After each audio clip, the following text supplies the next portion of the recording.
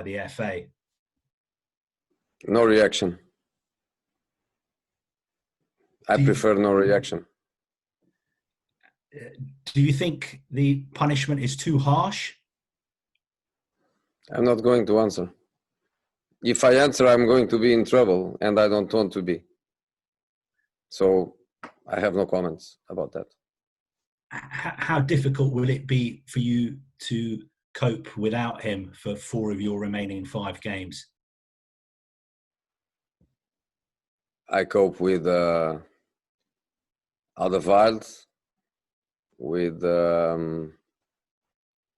Davison Sanchez, and Jan Vertonghen. Have you had a chance to speak to Eric today since the news came through about the ban? No. Just looking ahead to the game against Bournemouth tomorrow, the timing of it, do you think it's a bit strange with the North London derby coming up as well, that you will have 2 days less to prepare than Arsenal do, because they're getting 2 extra rest and preparation days before the North London derby? I know that, but there is nothing I can do, and I prefer in this moment to focus on Bournemouth and to forget what is coming after that. And Bournemouth is the kind of team that always give me reason when I don't look to the table. I look to the potential of the team. It's not important for me that they are in a relegation position. It's not important for me that they are fighting for survival. I look not to the table. I look to the potential of the team, to the quality of Eddie Howe, to the organization that his team is showing year after year. And I can also focus on many good results that they had against the better teams. So it's a good, strong enough opposition. Is a difficult enough match for me in this moment to be thinking about what next. And just the final question for me in this section, just on Eric Dyer, not about the Football Association, but just as what he did as a human being. Do you understand that somebody in that situation, if you see a member of your family being threatened or being abused, it is a human reaction to want to defend them and protect your family? I think immediately after the situation that was, I don't know, 2 years ago or 6 months ago, or I forgot already. I think enough people from football, players, managers, pundits, former players, I think enough people spoke and wrote about it. Cheers, Carve. We're going to move to George at BBC 5 Live next. If you're there, George. Jose, hello. Are you surprised that Eric has a 4-game ban and Guendouzi got 0 after what happened at Brighton? I spoke about both situations a few weeks ago. I spoke about Guendouzi, and probably I shouldn't, because he is not my player, and probably I have no right to comment about others. In relation to Eric, I spoke enough 2 years ago when the situation happened, and also a couple of weeks ago when one of you asked me about the situation. In terms of Harry Kane, there's been a lot of hamstring injuries lately. Gary Cahill last night, Sean Longstaff. Are you worried about that as a concern for him, that could potentially happen again if you play him in all these remaining matches? I think hamstring is always a situation. Doesn't matter when, which league.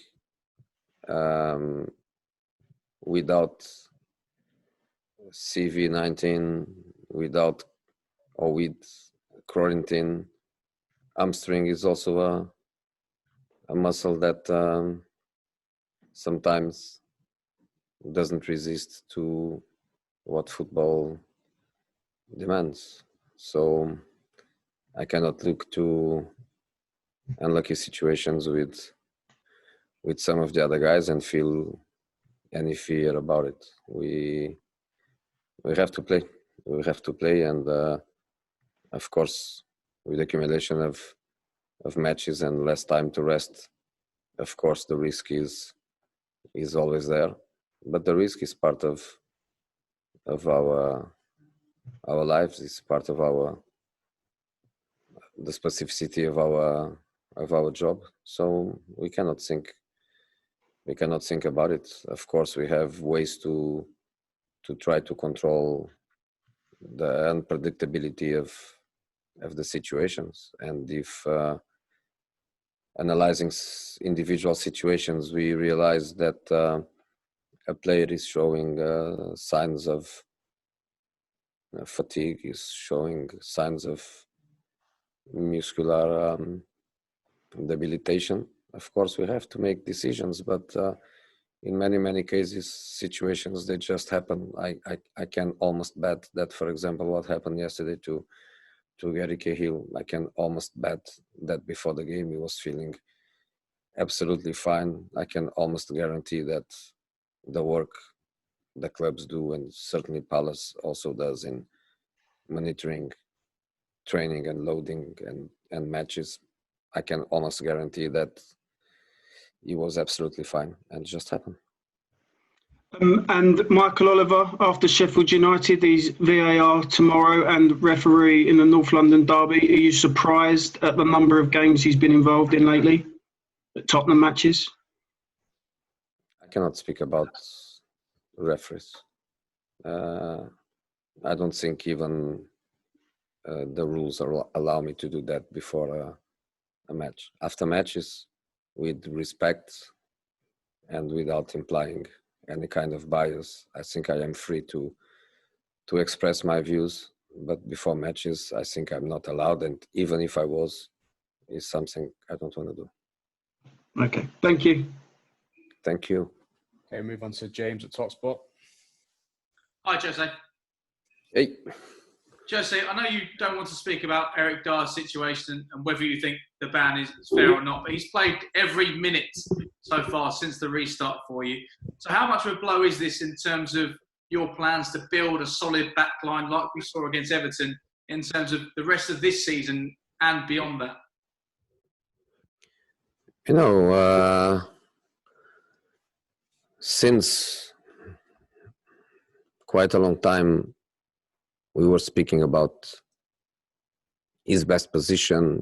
We were speaking about the position he was feeling more comfortable. I always defend that a player, to help his team, has to be ready even to wear gloves and go to goal if the team needs that. But of course, the most important thing, if possible, is when player and manager, they agree that a certain position is the best to develop. I think he had a strange last season. I think he had also a very strange current season, and big indefinition around Eric. We made a decision together. I told him immediately since my arrival that, okay, let's go together in a certain direction, but I think you are not ready.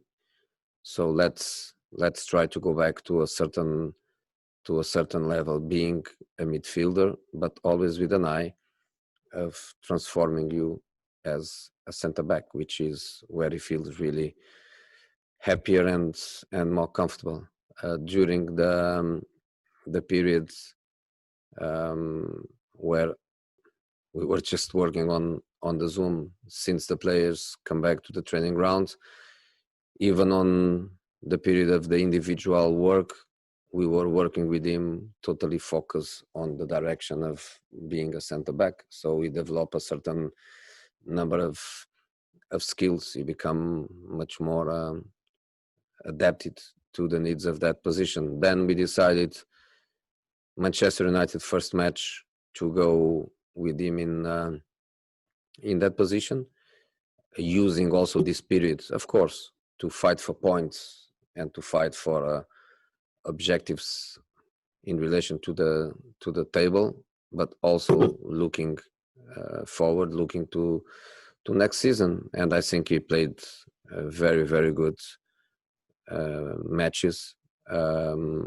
Against Sheffield, we all made a few mistakes, but in the other matches, defensively, the team was very consistent, and he was very, very consistent playing against some of the best strikers.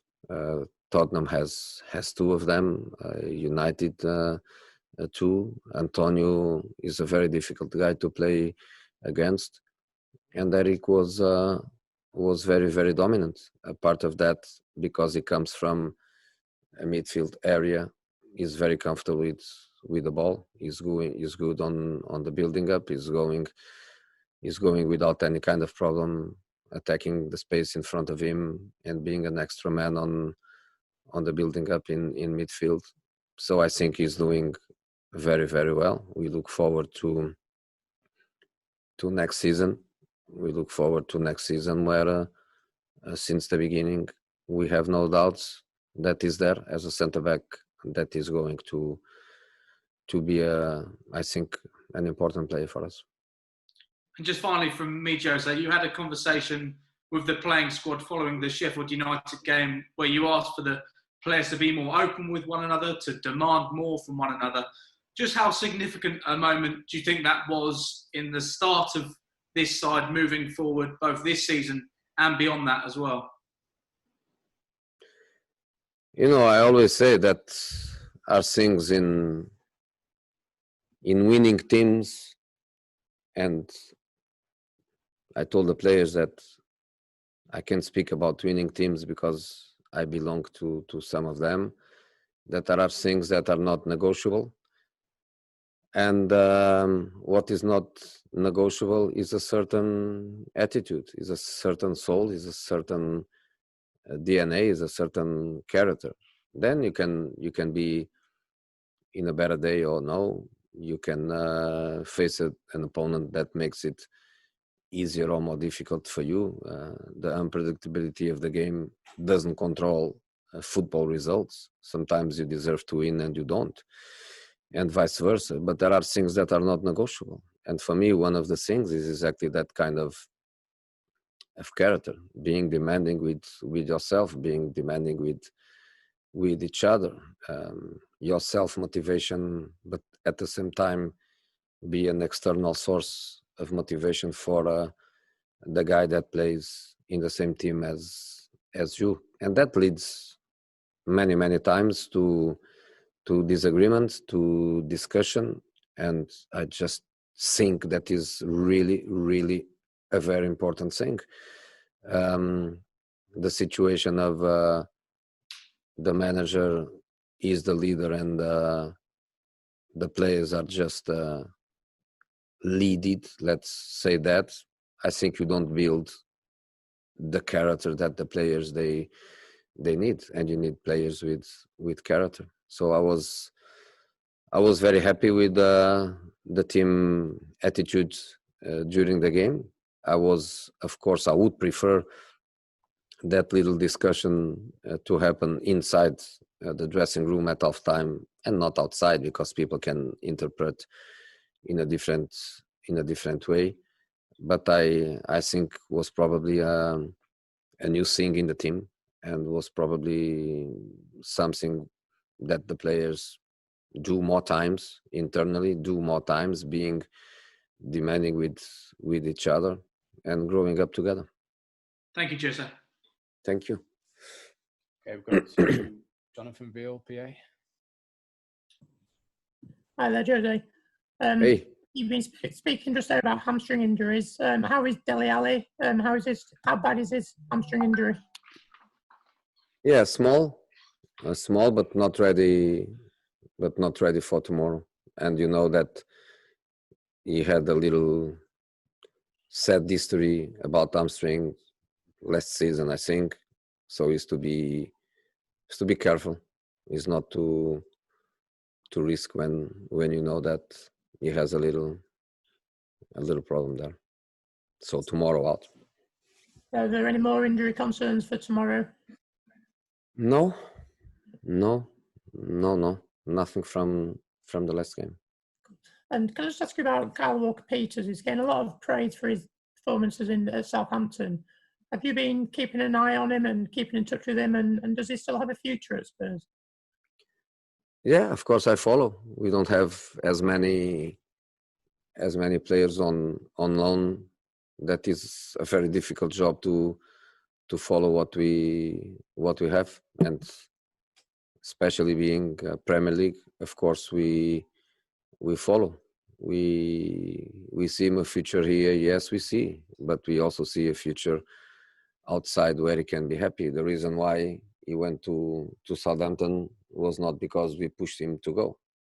As you can see in our squad in this moment, having Tanganga injured, we have only Serge Aurier as a right back, so we didn't push him. But he's a kid that everybody loves in here. He's a kid that Daniel Levy himself has a special feeling and care for the player, because he's a kid that came here when he was really a young kid, and he's here for years and years and years. So we let him go because we think that he has the right to be happy. I think he's happy now. He's of course playing.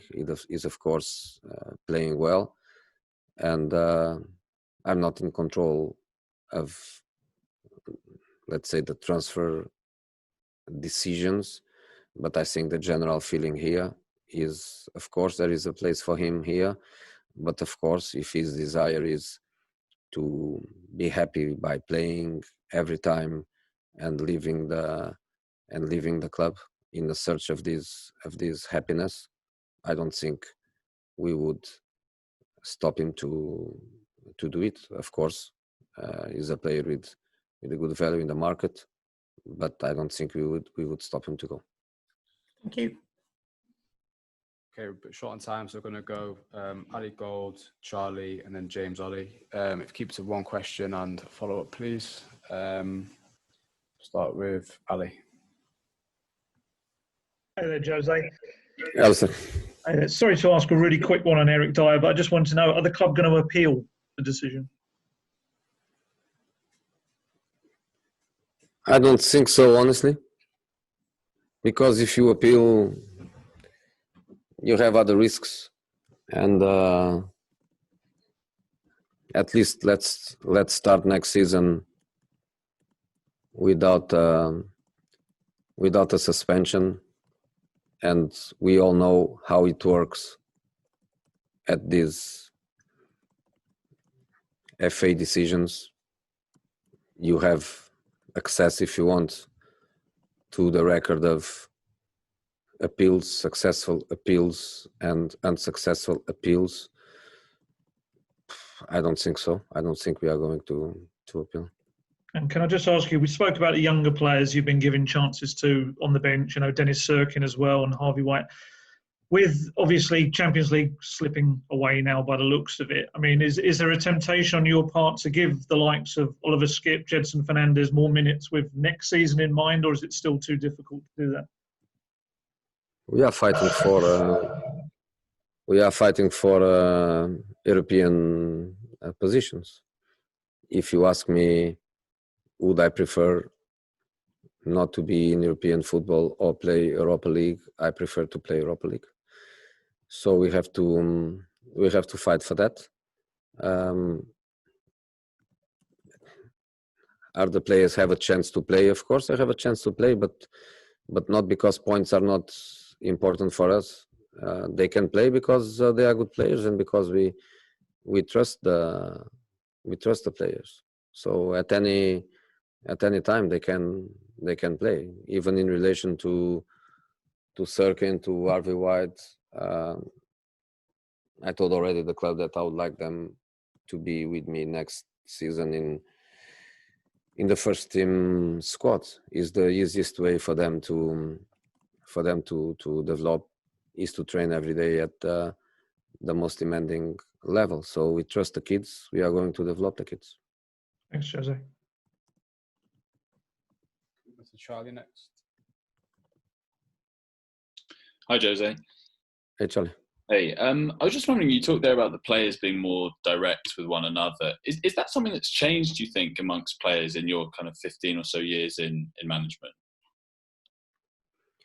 I think overall, if I compare, for example, my times when I was an assistant coach many years ago, Barcelona, Porto, 25 years ago or so, the players, they used to be together all the time.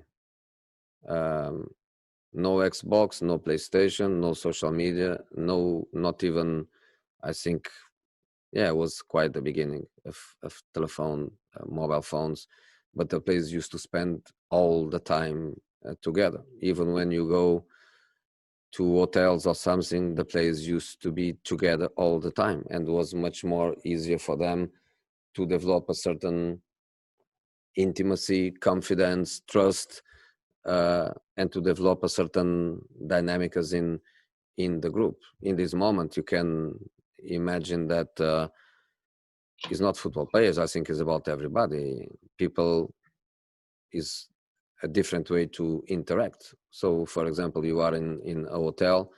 Every player has his own bedroom. The players, they go there and they are not alone. They are on Zoom with friends, with families. They are on FaceTime. They are on social media. They are together playing some Xbox or PlayStation, but to play together. They don't need to share the same room or the same space. I think it's just a society thing that the interaction is different, and probably at personality level you don't get this kind of so open communication that you had before. So I think we need to stimulate that all the time to make them feel confident and not to be closed in their own shell. Is a team effort, is a team group, is a team sport. You don't play alone. A team has to be more than the sum of the individuals. A team has to be more than the sum of the individuals. So they need to interact. They need to communicate. They need to share ideas. They need to discuss what happened in the game. They need to discuss what can happen in the next. They need to motivate each other. And I stimulate this. I believe that there are managers that they don't want the players to do that. I believe that there are managers that would be really, really upset with any discussion that can happen in the dressing room. I am upset with silence. I hate the silence in the dressing room. I hate a silence in a meeting. I hate, how do you call it, a monologue? Monologue. I hate that. I don't like monologues. I don't like to be in front of the players speaking for 20 minutes without any kind of interaction. So this is something that I stimulate. Is my way of being, is my way of leading. And my team in the other day showed me that they can improve at that level. We'll finish this section with James Ollie. Yes, Ben. Jose, hello. I just wanted to ask you, it's just a general question about the stadium, the Tottenham Hotspur Stadium. It's a fantastic arena, one of the best in the world, but it is an expensive one. I just wondered how much managing the debt on the stadium was discussed with Daniel when you decided to take the job, and how much you think that debt will impact your plans to build a successful squad while you're there? No discussion at all. The only thing that was important for me at that time is that my club has the best stadium in the world, the best training ground in the world. So for me, there is nothing else than that. In the other day, the first thing that Ancelotti told me, and as you can imagine, Ancelotti managed some of the best clubs in the world, managed in the Bernabeu, in the Allianz Arena, in San Siro. The first thing Carlo told me was, wow, this stadium is absolutely incredible. So when is my stadium, I don't think about anything else in relation to the stadium than the beauty of the stadium, the comforts, and the motivation that is to play for a club that owns that stadium. You know, then after that, I think everything is internal and not to share in any discussion.